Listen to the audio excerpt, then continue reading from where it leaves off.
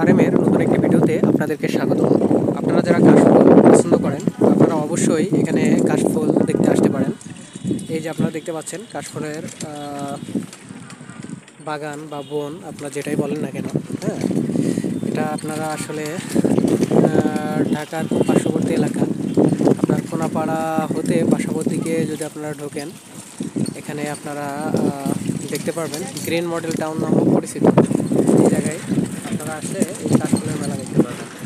এটা অসাধারণ কাশফুলের বাণিজ্য এখানে, এবং আপনারা দেখতেই পাচ্ছেন খুবই সুন্দর।